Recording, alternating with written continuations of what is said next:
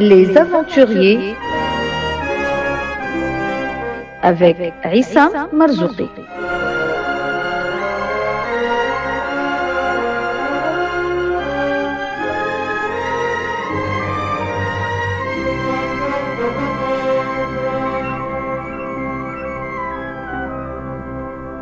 Aujourd'hui, Henri Duveyrier. Le saint-simonisme est un mouvement de pensée qui s'est développé en France au XIXe siècle.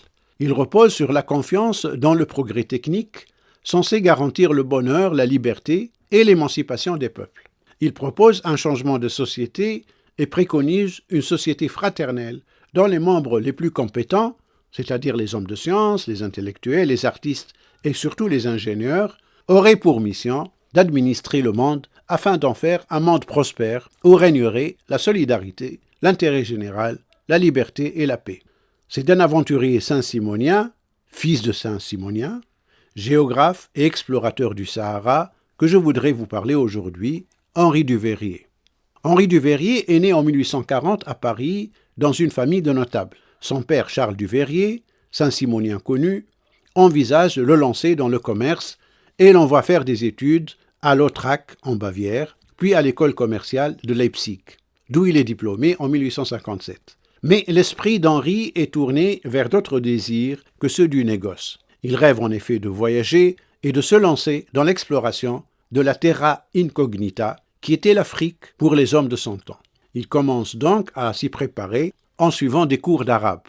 Lorsque son père l'y autorise, Henri s'attache à lire tout ce qu'il peut trouver comme ouvrage consacré à l'exploration de l'Afrique. Puis il part en Algérie en 1857, sous la houlette d'un grand géographe, Oscar McCarthy. Cette première excursion, relativement courte, le mène aux confins du Sahara, à Djelfa et Larouat. Il en tiendra un journal qui sera publié après sa mort sous le titre « Journal de voyage dans la province d'Alger ». À son retour en Europe, il rencontre à Londres l'explorateur allemand de l'Afrique centrale, Heinrich Barth, qui lui donne de nombreuses indications sur le pays qu'il a parcouru. Là, il prépare sérieusement un voyage plus important au cœur du Sahara. Le 1er mai 1859, il quitte Paris pour entamer un voyage qui va durer près de 3 années, dans le but de recueillir un maximum d'informations sur ce désert encore inconnu, de nouer des relations avec les peuples de ces contrées et d'ouvrir une route commerciale entre l'Algérie et l'Afrique centrale. Il laisse aux Saint-Simoniens de sa connaissance un mémoire résumant ses projets, visiter les oasis du Tuet et l'immense massif du Hogar. Il part donc en mai 1859 de Constantine, traverse le Mzab, sans pouvoir y recruter des guides. Mais son argent est vite épuisé et s'il arrive à bien étudier la région, il rencontre l'hostilité des habitants de la ville d'El Golea. Il continue cependant à explorer la région s'étendant entre Larouat, Sout, Beskra et Ouargla. En 1860, il passe 6 mois à explorer le désert tunisien avant de recevoir suffisamment de subventions de la part du gouvernement afin de pouvoir partir dans le pays des Touaregs.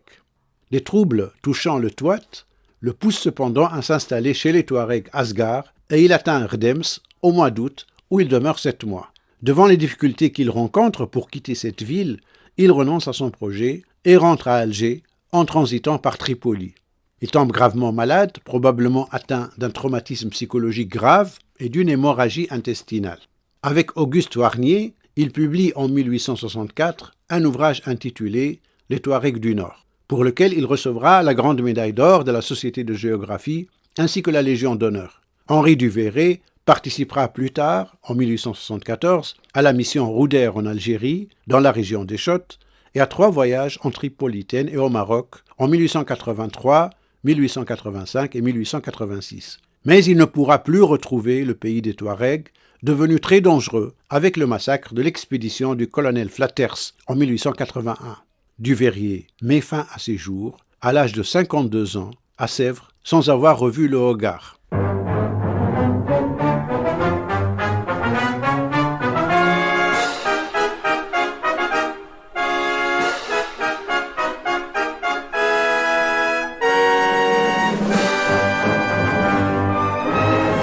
Les aventuriers avec Issa Marzouki.